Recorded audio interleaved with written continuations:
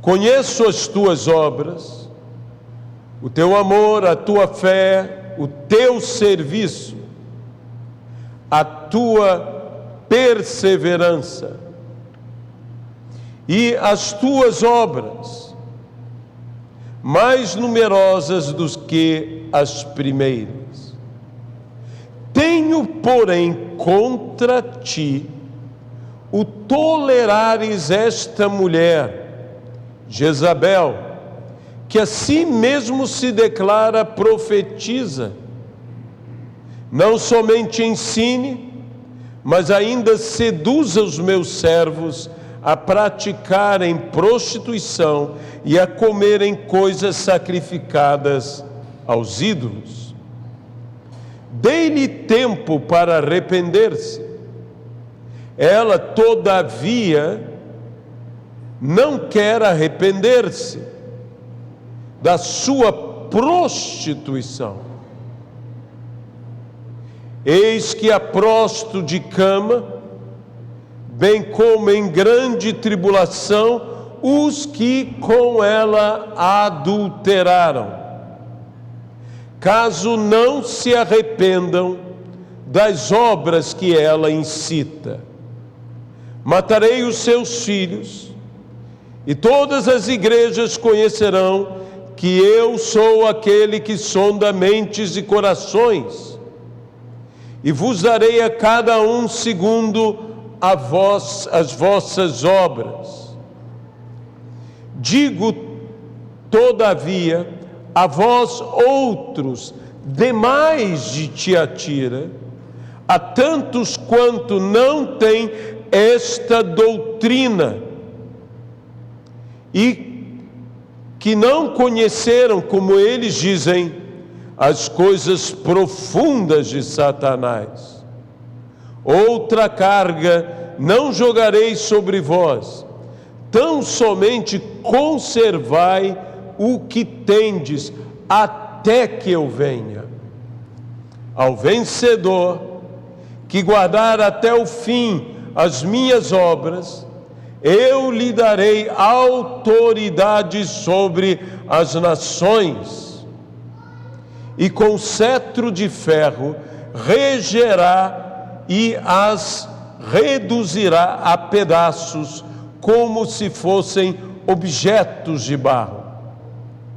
Assim como também eu recebi de meu Pai, dar-lhe-eis ainda a estrela da manhã. Quem tem ouvidos, ouça o que o Espírito diz às igrejas. Amém. Deus Todo-Poderoso, fala aos nossos entendimentos, fala aos nossos corações. Abençoa-nos grandiosa e poderosamente e traz para a nossa vida aquele temor do Senhor, que é o princípio da sabedoria. Que toda honra, que toda glória e que todo louvor sejam dados hoje e eternamente, unicamente ao Senhor. No nome de Jesus.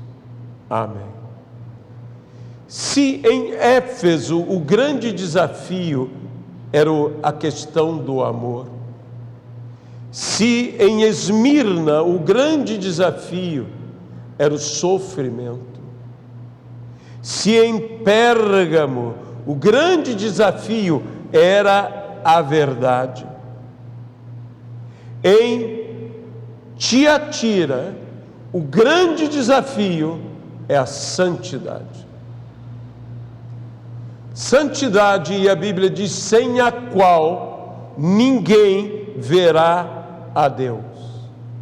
Eu tenho dito e eu volto a dizer que não importando quais sejam os desafios, problemas, dificuldades, ou mesmo fracassos de cada igreja, a resposta está na revelação da pessoa de Jesus a cada igreja.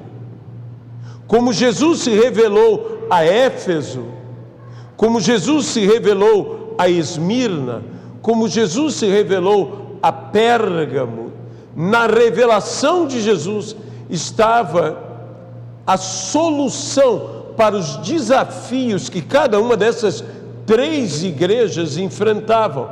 E igualmente, como Jesus se apresenta a Tiatira, a solução do seu problema, a solução do seu desafio está na revelação que Jesus faz de sua própria pessoa a eles.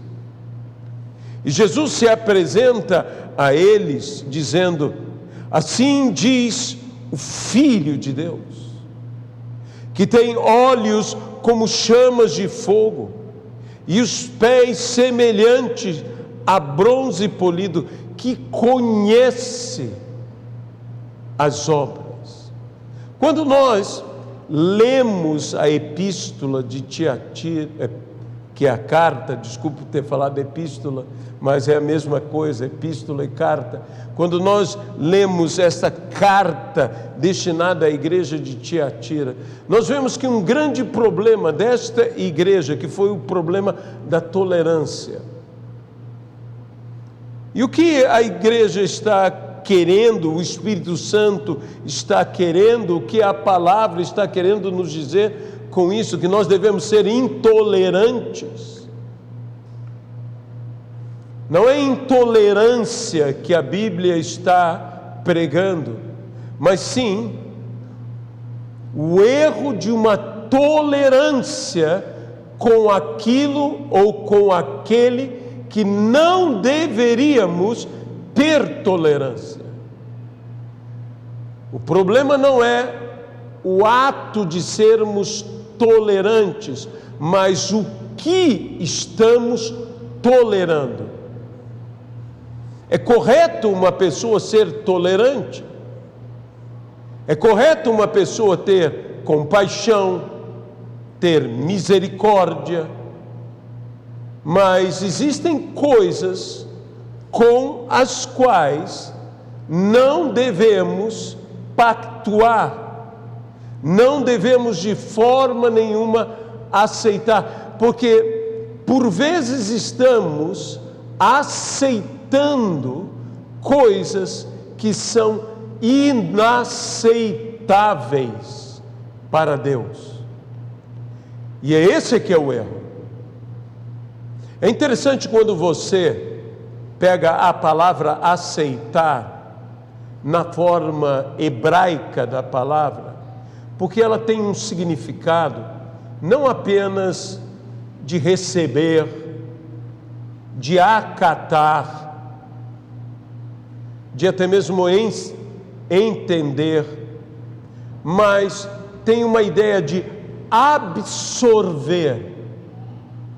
Aquilo que eu aceito, eu absorvo, e na proporção que eu aceito, eu mais absorvo, segundo a proporção que estou aceitando. Então, tolerância é um grau de aceitação. Tolerância é um grau de aceitação. Quando eu tolero Jezabel, quando eu aceito Jezabel, eu começo a absorver Jezabel. Ou seja, o caráter, o espírito de Jezabel começam a ser absorvidos por mim. Uma outra maneira de você entender isto é pela intolerância em si. Que essa intolerância não tem a ver com os preconceitos, hoje tão citados, preconceitos raciais, preconceitos culturais, preconceitos sociais, e que todos nós enfrentamos e que não devemos permitir que essas coisas nos dominem, que não devemos ser dominados por um preconceito racial, que não devemos ser dominados por um preconceito cultural.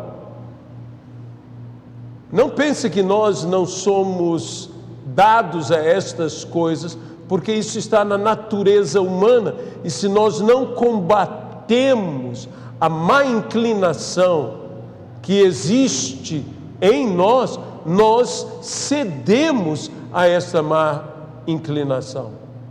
Mas essa intolerância é semelhante à intolerância, digamos, que algumas pessoas têm à lactose.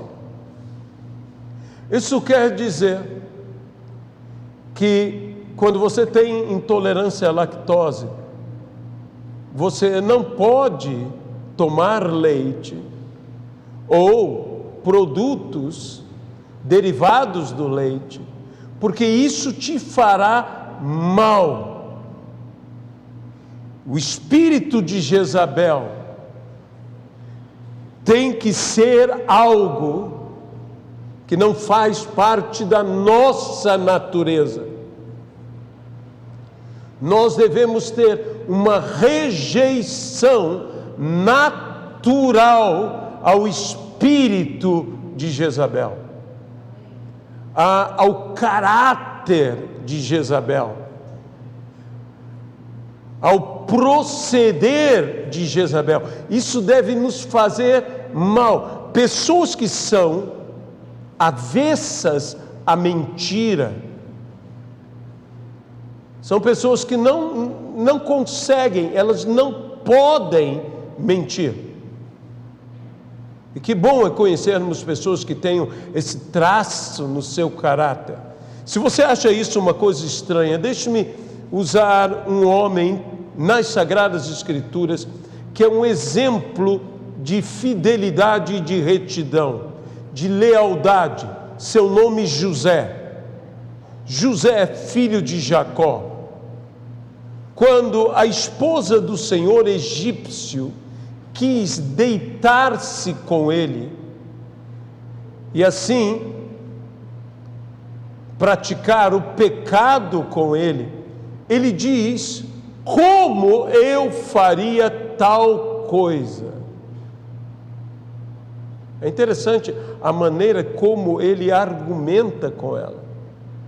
Os estudiosos da língua hebraica dizem que esse texto significa literalmente: não está em mim ser infiel, está em você ser infiel, mas em mim não está o ser infiel. Eu não posso ser infiel. Como trairia eu? Como seria eu infiel ao meu Senhor, que me confiou tudo, menos você? E também como trairia eu ao meu Deus? Então não estava na natureza dele esse traço de infidelidade, esta característica do adultério. Ele é uma coisa extraordinária. É como se ele dissesse: eu não consigo adulterar. Não está em mim ser infiel.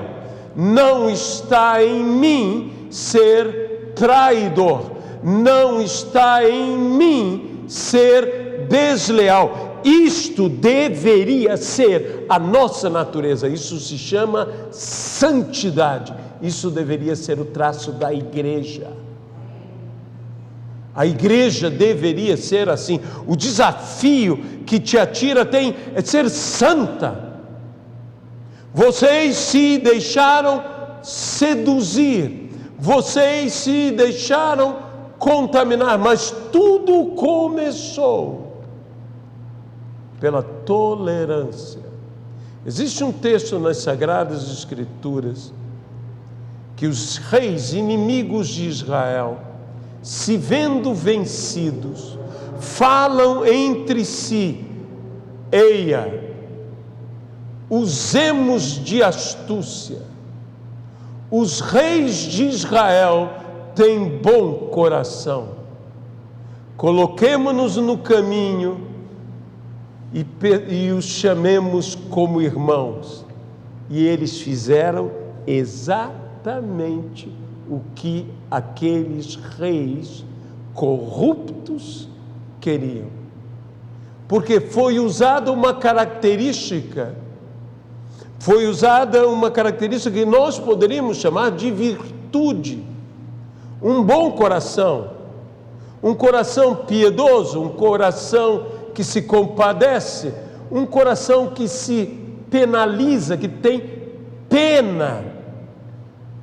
Sabe, também disse o Senhor a Samuel, profeta de Deus, homem de Deus, e disse o Senhor ao próprio profeta Samuel: até quando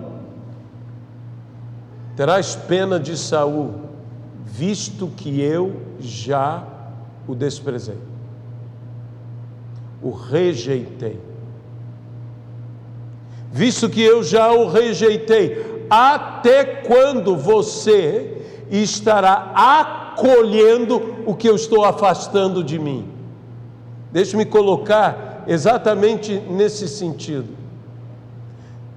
Até quando você estará acolhendo? Porque acolher a Saul não é apenas acolher a Saul, é acolher a tudo que Saul faz, a tudo que Saul pratica. Até quando eu estou afastando isto de mim, eu estou afastando esta pessoa e a prática destas coisas da minha pessoa, e você está aproximando a você, acolhendo. Quando agimos de tal maneira, estamos pensando que podemos de alguma maneira ser mais misericordiosos do que Deus. E meu irmão, nós não podemos ser mais misericordiosos do que Deus. E dessa maneira nós começamos a receber o que Deus não recebe, a aceitar o que Deus não aceita. Isso não vem de uma forma brutal, isso não vem de uma forma radical, isso vem de uma forma, eu diria, ao meu ver, não é a Bíblia que está dizendo, sou eu que estou dizendo, na maior parte das vezes vem de uma maneira quase imperceptível, homeopática até, em pequenas doses, cedo um pouco hoje, um pouco amanhã, um pouco mais depois, e quando dou por mim já estou totalmente envolvido, totalmente, a palavra é seduzido. Esse espírito, esta mentalidade, e que eu chegarei a um ponto de dizer que o grande problema era o problema doutrinário. Veja que já se vem falando, os que têm a doutrina de Balaão, o ensino dos nicolaítas. E então você chega a um problema aqui de acolher uma doutrina que contamina. Sabe, hoje dentro da igreja, e eu não julgo isso e nem estou aqui para julgar, e eu quero dizer mais uma vez, o que somos? Somos apenas humildes pregadores da palavra, pregando o Evangelho em sua simplicidade, em sua forma cristocêntrica de ser. Não estamos aqui para sermos teólogos ou apologetas, nada disto. Estamos aqui para entregar uma palavra prática, uma palavra que sirva para você hoje e agora, para que nós possamos ter o que é tão necessário na vida de todos aqueles que de fato seguem a Jesus: arrependermos-nos, acertarmos-nos com Ele. Ainda há tempo, e Deus é Deus que dá tempo. Veja, até mesmo a esta que se dizia profetisa, a esta Jezabel, que muito se discute se é um personagem real ou se é um simbolismo, isso não importa. Pode ser as duas coisas ao mesmo tempo. Mas aqui é o que é a falsa profecia, a falsa doutrina, o falso ensino que corrompe. E quando nós permitimos esta conversação e nos dedicamos a coisas como eles mesmos diziam, as coisas profundas de Satanás. Meu irmão, nós não estamos aqui para aprender as coisas profundas de Satanás. Nós estamos aqui para que Deus nos revele até mesmo as profundezas de Deus.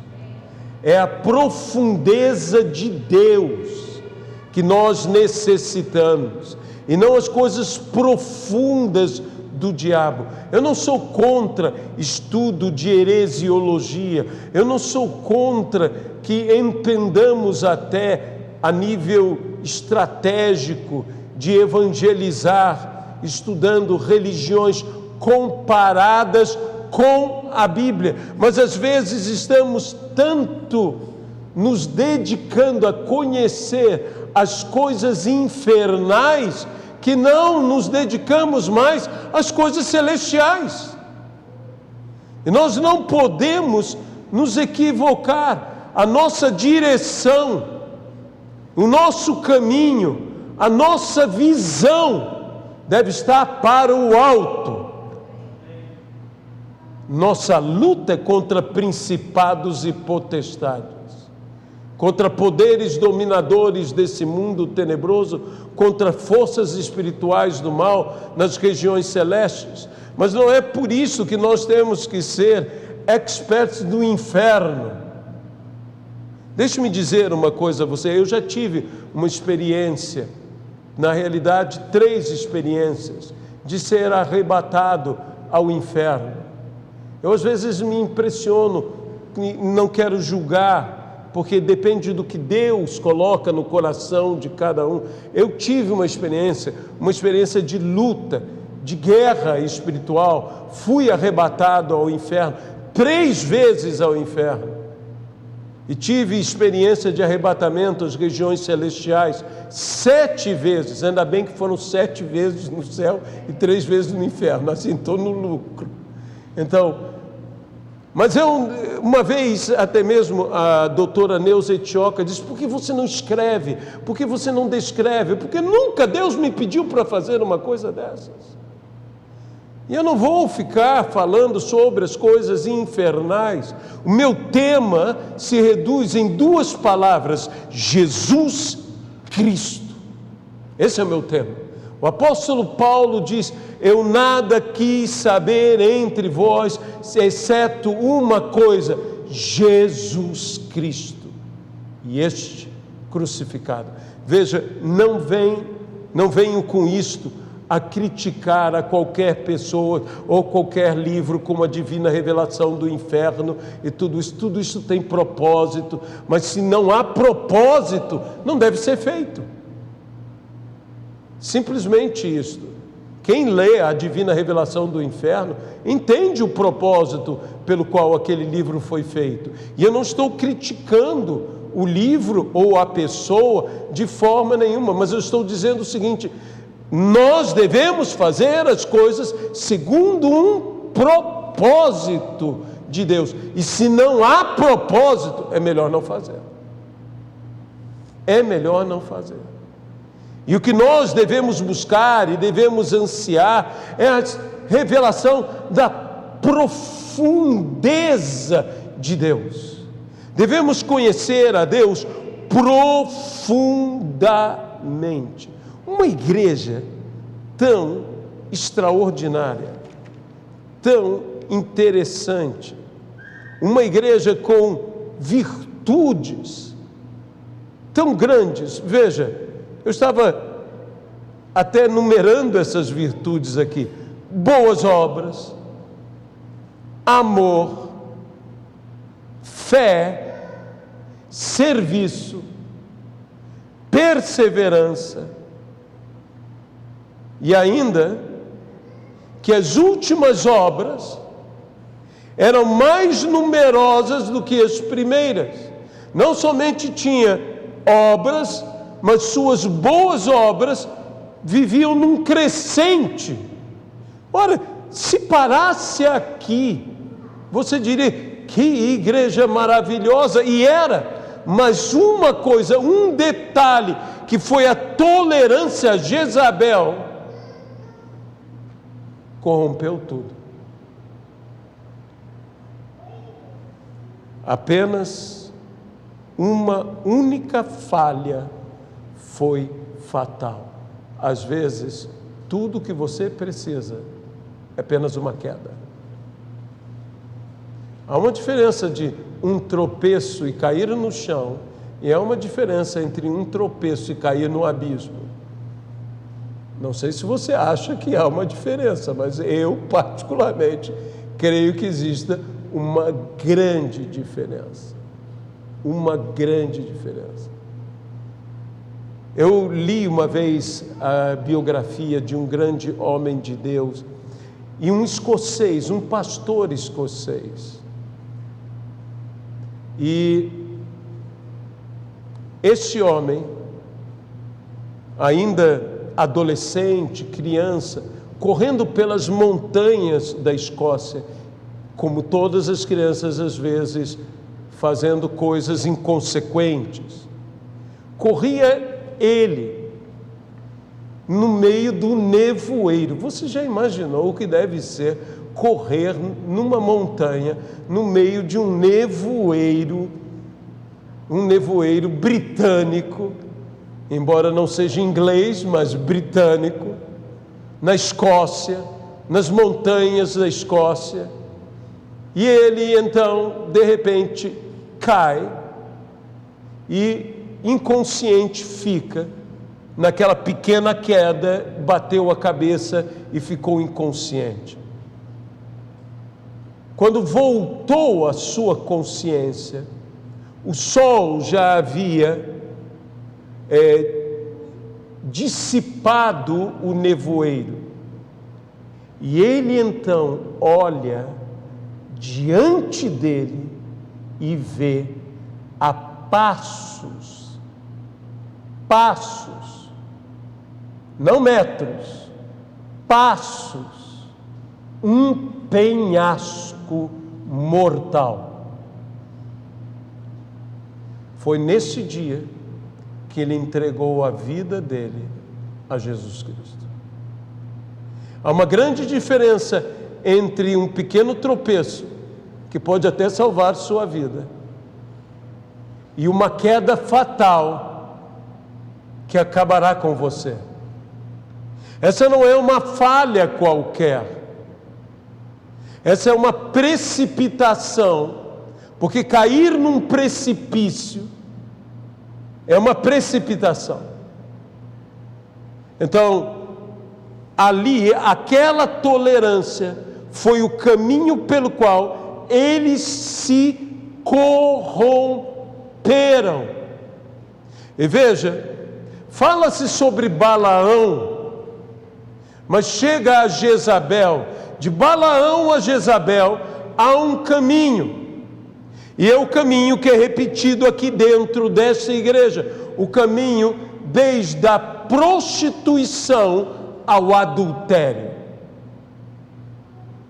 São dois pecados semelhantes, porém muito diferentes. A prostituição e o adultério.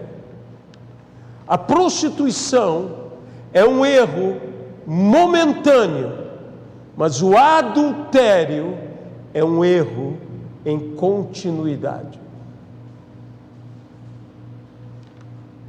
A prostituição acontece, a pessoa trai prostituindo-se, Mas quando ela adultera, ela é uma coisa que tem uma continuidade, é algo que não é momentâneo, é então muito mais sério, e é um processo.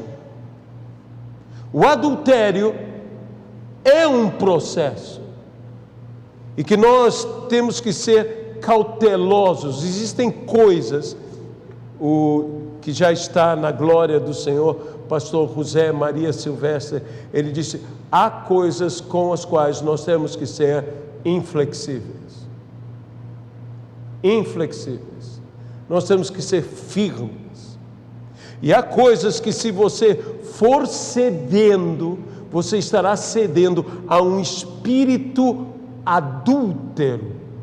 Talvez a palavra adultério pareça algo tão chocante a nós, mas nós podemos adulterar um texto, nós podemos adulterar o conteúdo de algo,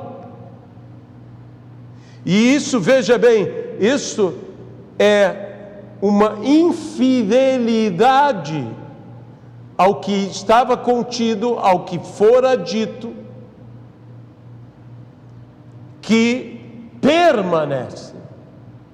Isso não é algo ocasional, isto é algo contínuo. E este é o problema que se diz. E estas coisas geralmente geram filhos.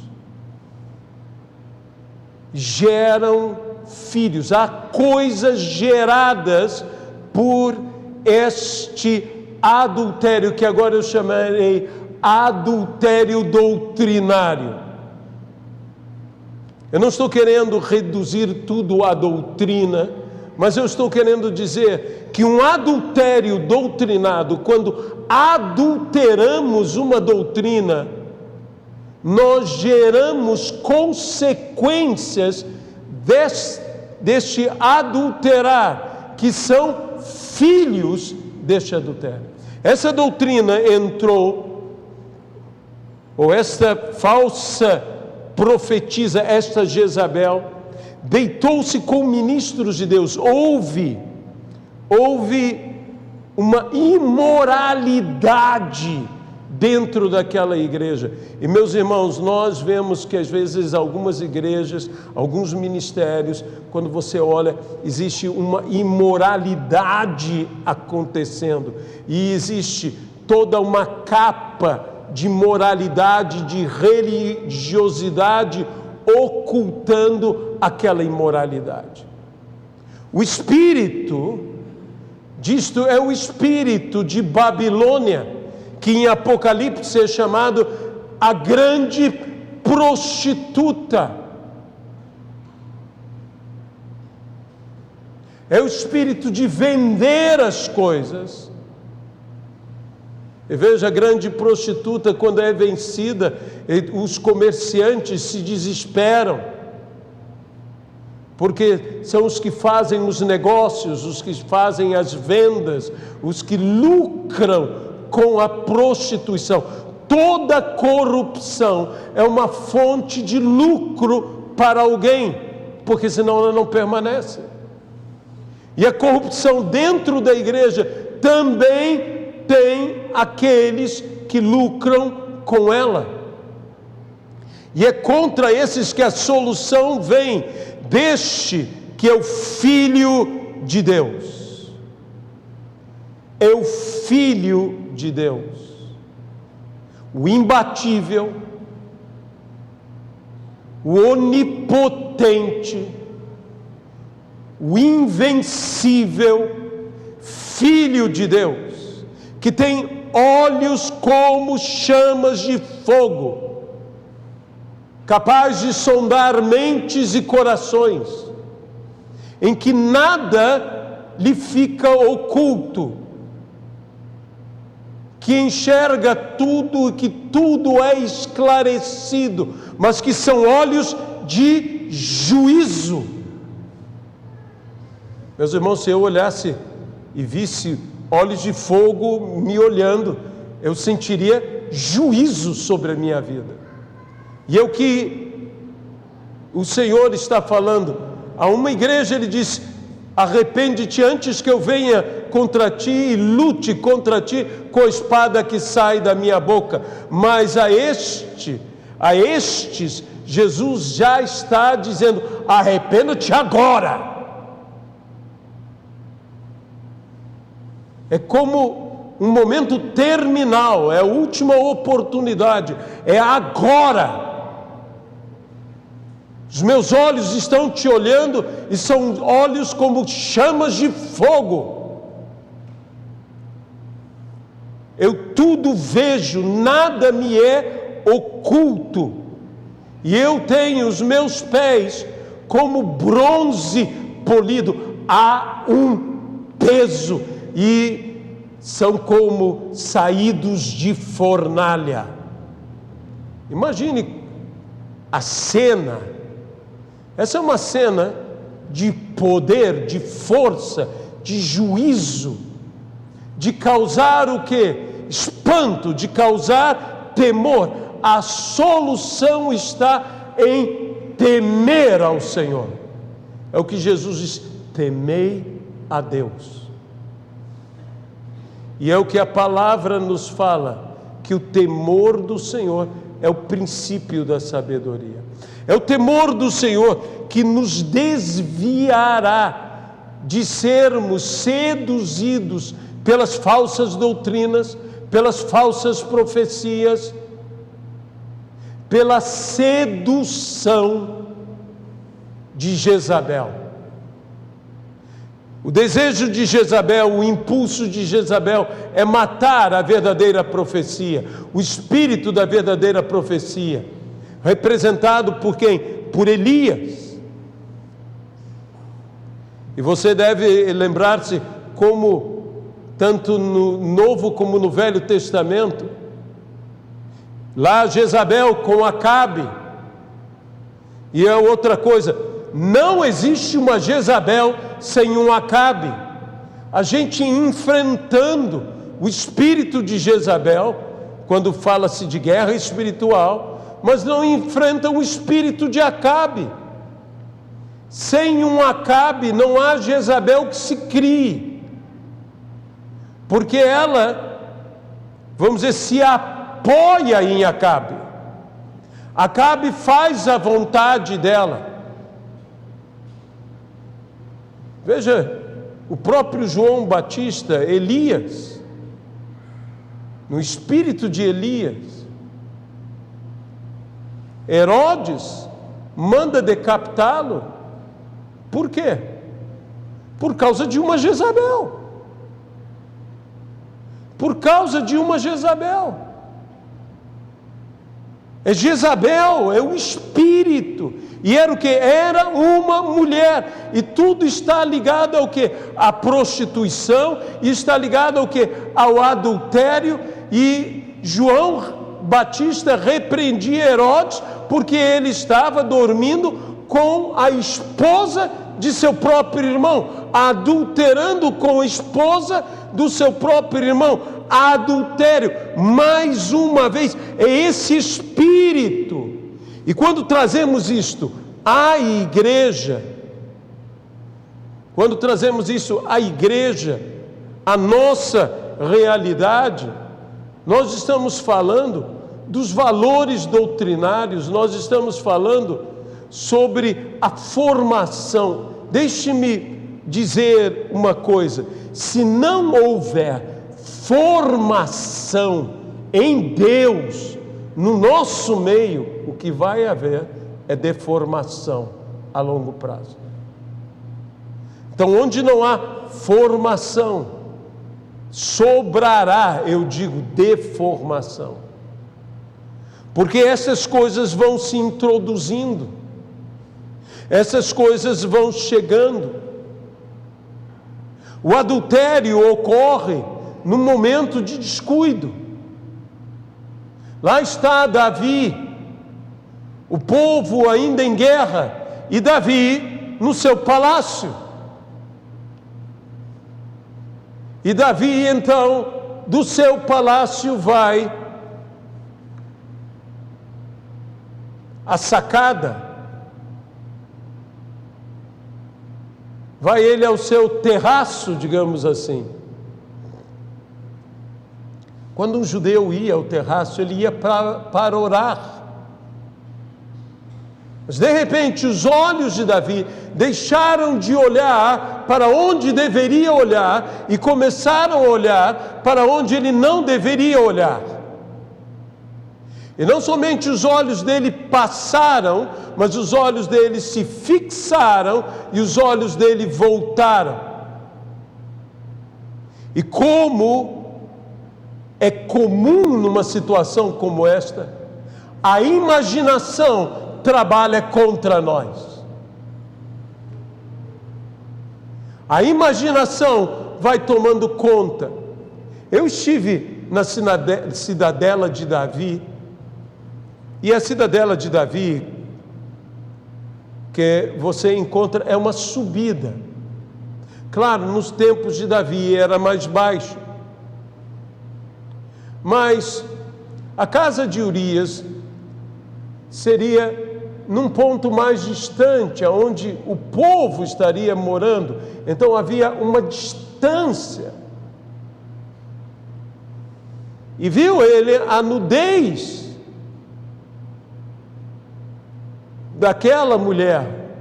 Mas sabe o que mais trabalhou? Imagino eu olhando a distância, até brinquei, Luiziana estava comigo, eu disse, o menino tinha os olhos de águia, porque isso é longe,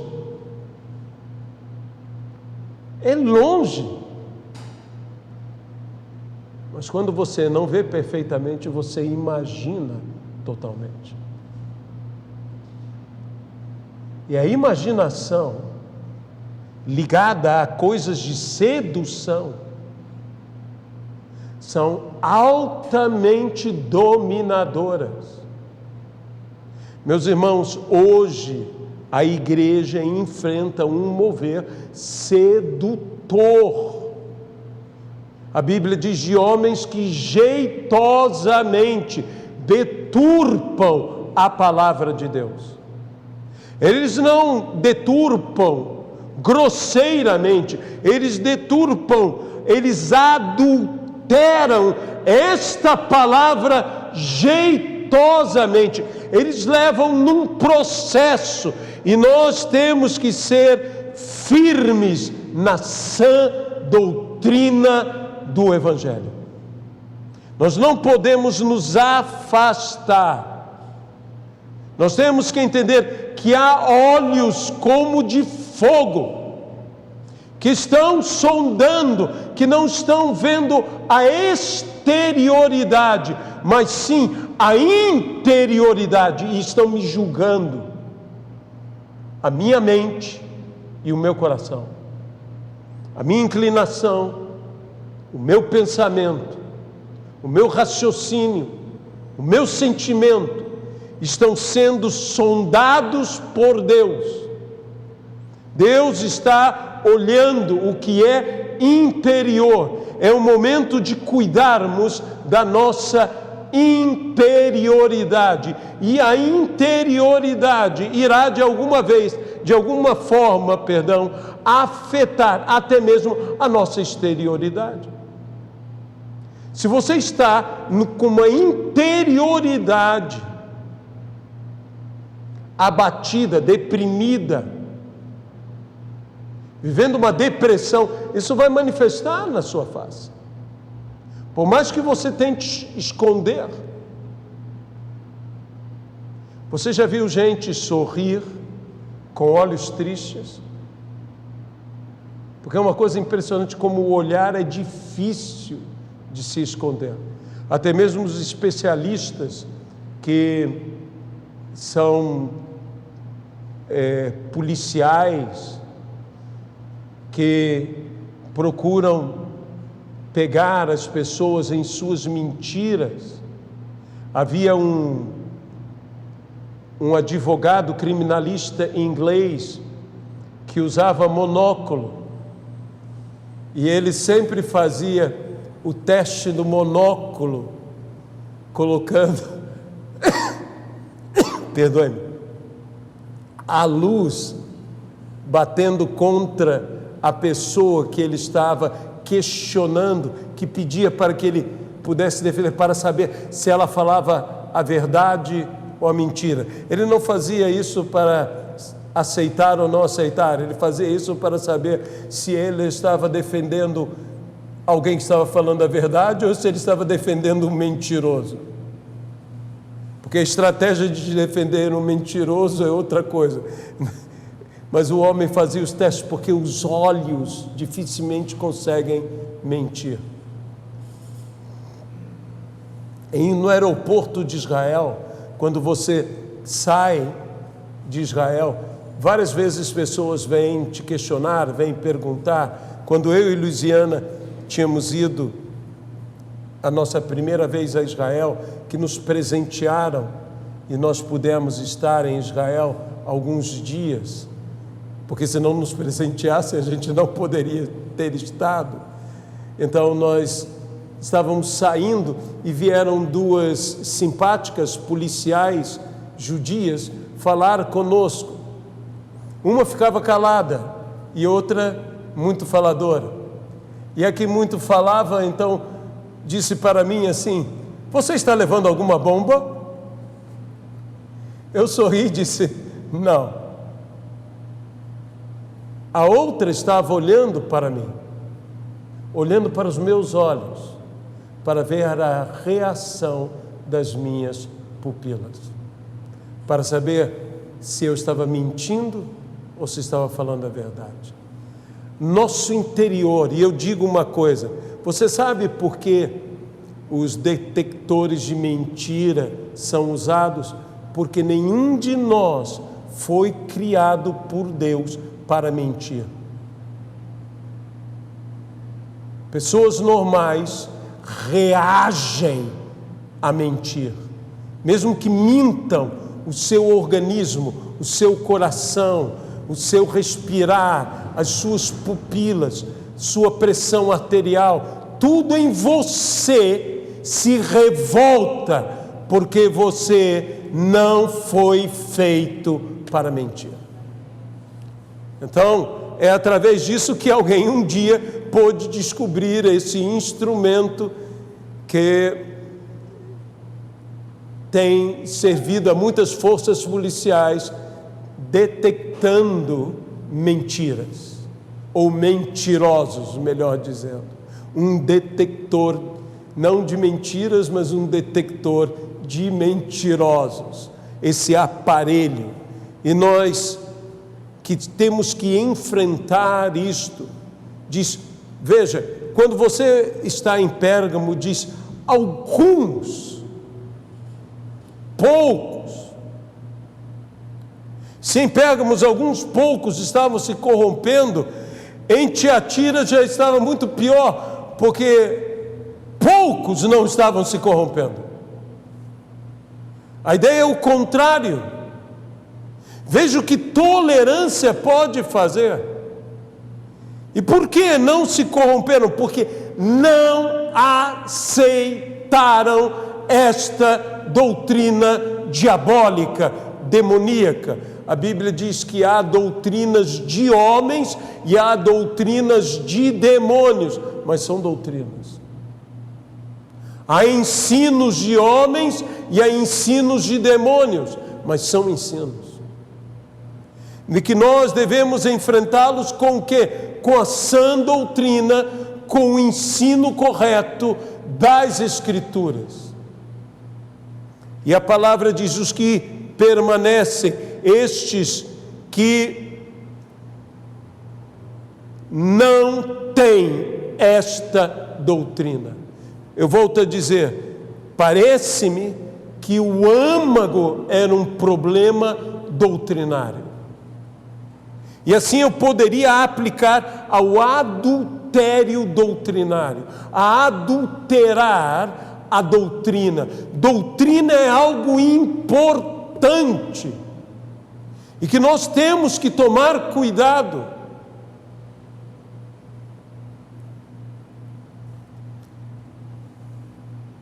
Há alguns anos, a igreja viveu um problema chamado análise crítica do texto. A análise crítica do texto buscava as falhas no texto. Então você começou a ter pessoas dizendo: isso não está segundo os melhores originais.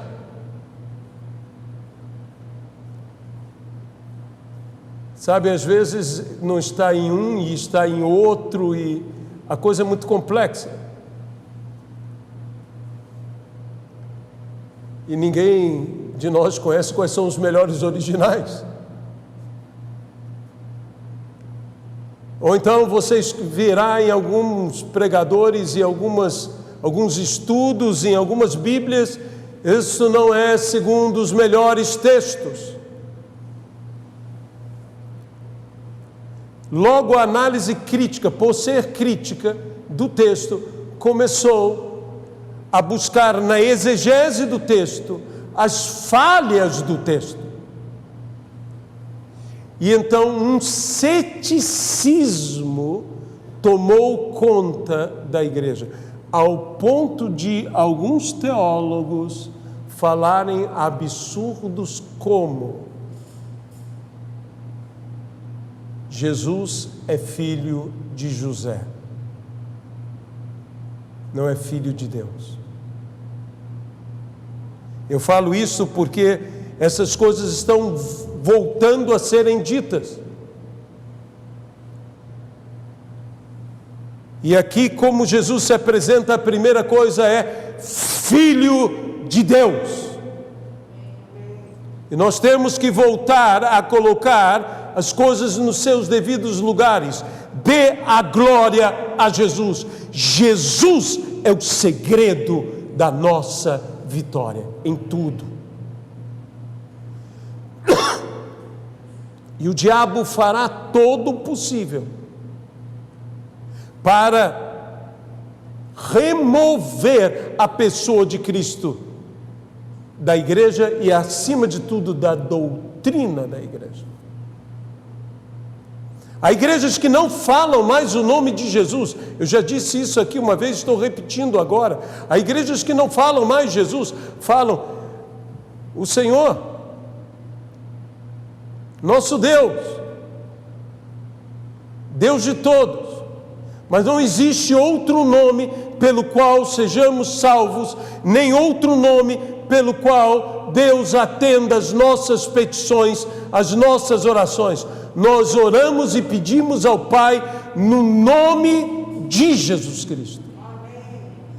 Há gente crente que não ora mais, terminando a sua oração, dizendo no nome de Jesus Cristo, amém. Nós temos que voltar a estas coisas fundamentais, o beabá, a simplicidade das Escrituras. Isto nos trará vitória contra o espírito de Jezabel. Não há vitória contra estas coisas, senão através de Jesus Cristo. E Ele nos dará o quê? Se nós permanecermos, se nós mantivermos, disse: eu não exigirei nada de vocês, a não ser que mantenham o que têm. Porque numa situação como essa é fácil perder o que tem. Às vezes a maior luta que nós temos é a luta de manter. Mantenha o que tem. Mantenha o que tem. Você persevera, então persevere ainda mais. Você faz boas obras, então faça ainda mais. Você tem fé, então tenha mais fé. Você tem amor, então tenha mais amor. Você tem serviço, então tenha mais serviço. Mantenha. mantenha o que você tem, e eu te darei o cetro de ferro.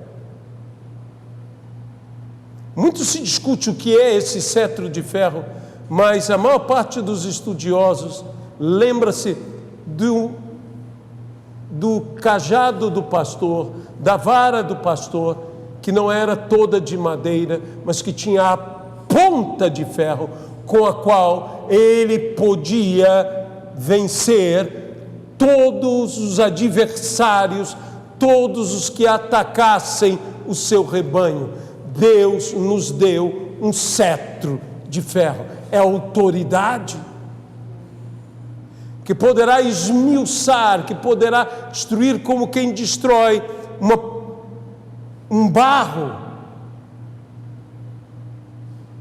Mas diz mais, a estrela da manhã, a estrela d'alva, antes que nasça o sol,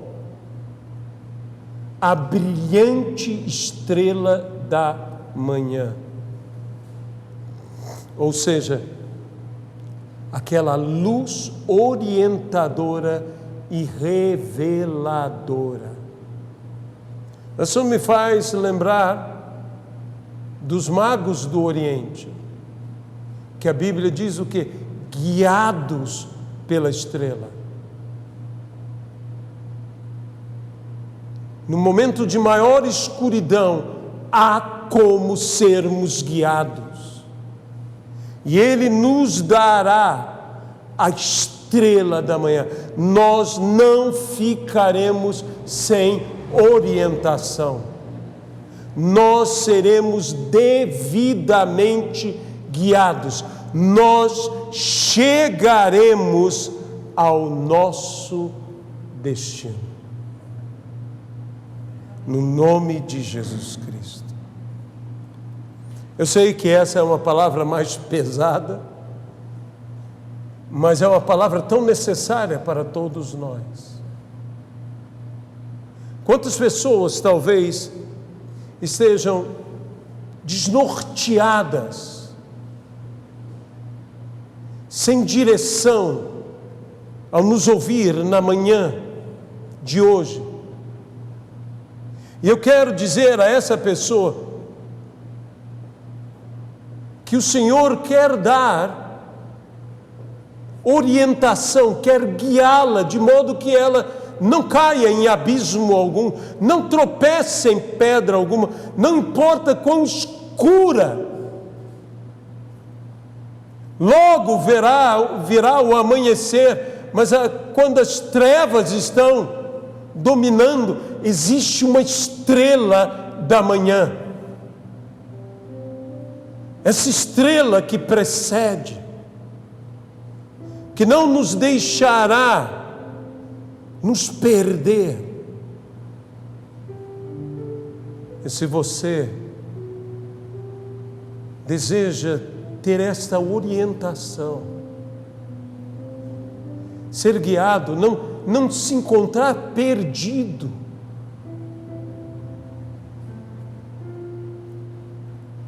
Ele pode agora mesmo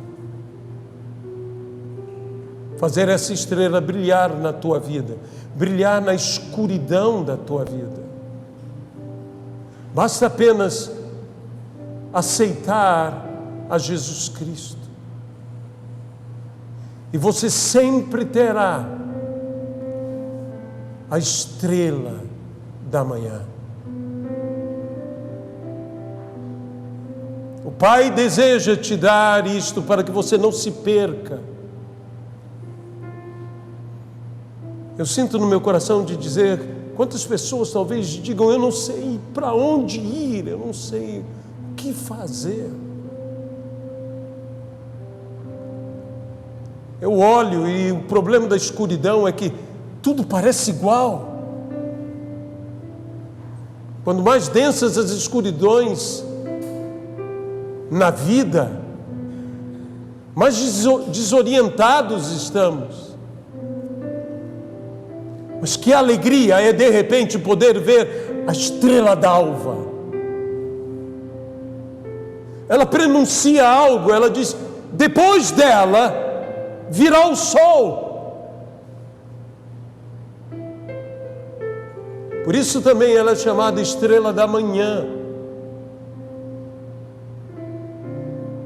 Depois dela haverá luz. Depois dela vão acabar as trevas.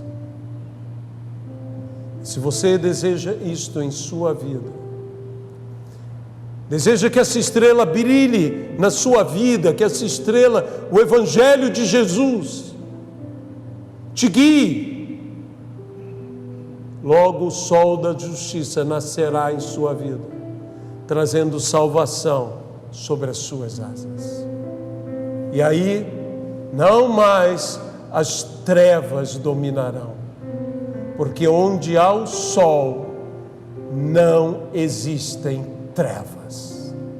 Deus é luz e nele não há trevas alguma. Senhor nosso Deus, nós oramos por esta pessoa que hoje aceita a Jesus como seu Senhor e Salvador. Que a estrela da manhã, a estrela guia, esteja, Senhor, na vida dele se manifestando. Que o Senhor abençoe, ó Pai, verdadeiramente a cada um, e que possa nascer o sol da justiça sobre cada vida. No nome de Jesus. Amém. Porém, eu ainda quero fazer uma segunda oração. Para todos nós que talvez iludidos, enganados, seduzidos, nos deixamos levar. Toleramos o intolerável, aceitamos o inaceitável. Tomamos uma virtude e trabalhamos contra nós a virtude. Queremos tomar uma virtude e usá-la corretamente para que tenhamos os benefícios de toda essa virtude. Aqueles que Deus diz, é hora de arrepender-se. Eu quero me arrepender. Aqueles que Deus diz também, você que não se deixou contaminar, se mantenha assim. Porque às vezes quando a maior parte já está contaminada, quão fácil é não seguir o caminho da santificação.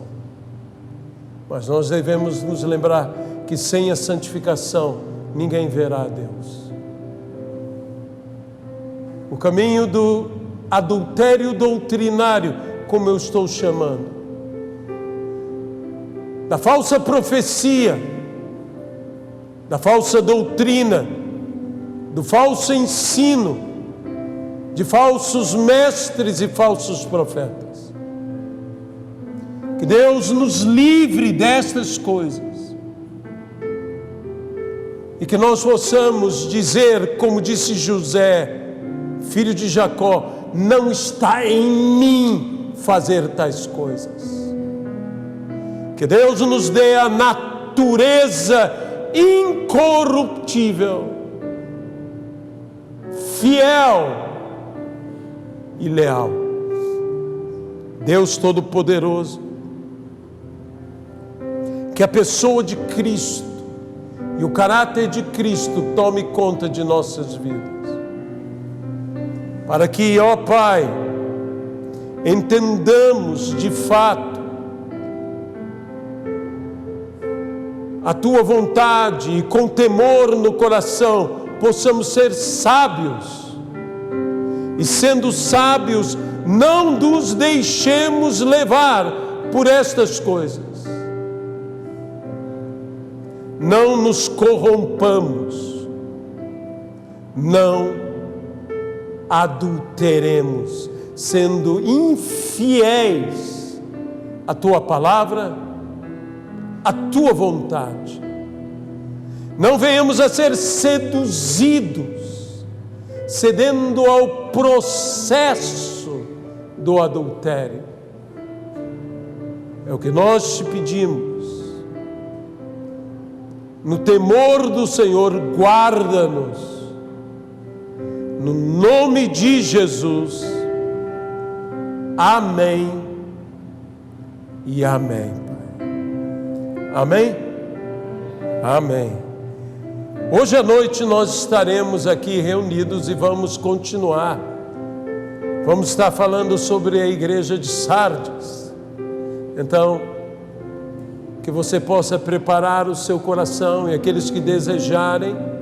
Estamos aos poucos retomando. Eu sei que há dificuldades, há pessoas que ainda permanecem em casa, mas eu quero dizer que como igreja nós temos tomado todos os cuidados. As pessoas estão sendo aferidas em sua temperatura, há álcool em gel para as pessoas usarem. Existem todo um protocolo de distanciamento e de segurança, mas nós não podemos nos deixar de reunir. Nós devemos buscar nos reunir e devemos buscar ter comunhão uns com os outros. Estamos orando ao Senhor para que logo esta vacina venha, mas existe uma vacina que todo mundo precisa tomar o mais rápido possível, que se chama amor. Porque o verdadeiro amor lança fora todo medo. E existe um outro vírus na nossa sociedade que se chama medo. Eu não sou contra o cuidado, eu não sou contra a prudência, mas cuidado, meu irmão, minha irmã, com esse vírus terrível chamado medo. Porque a Bíblia diz: o que temo, isso me sobrevém. E muitas vezes as pessoas estão tão apavoradas, tão amedrontadas, que acabam justamente no que temiam. Acabam vivendo justamente o que não queriam. Então tenha prudência. Ninguém está dizendo que você não deve ser prudente. Tenha todos os protocolos de segurança sanitária. Use máscara sempre que necessário. Álcool em gel. Lave as mãos. Tenha o bom senso, alimente-se corretamente, durma bem. Sabe, eu acho engraçado que as pessoas às vezes falam assim, né? Use máscara, use isso, use aquilo, mas por favor, coma direito.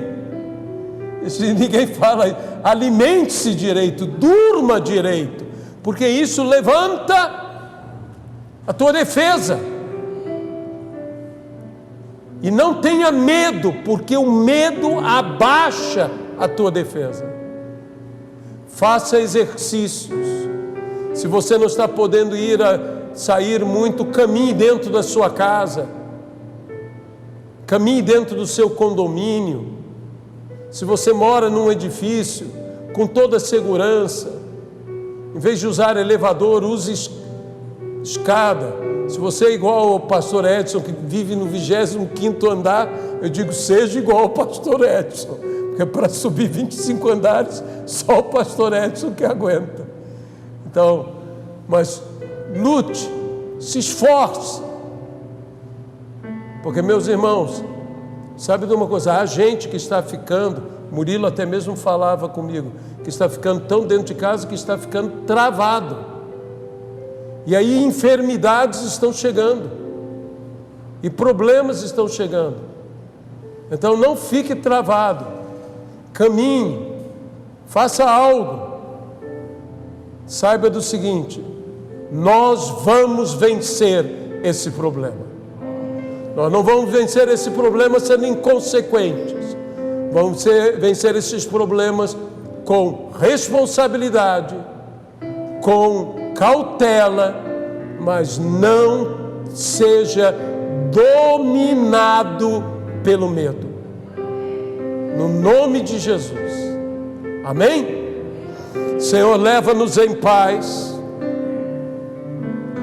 Leva-nos em segurança de volta aos nossos lares.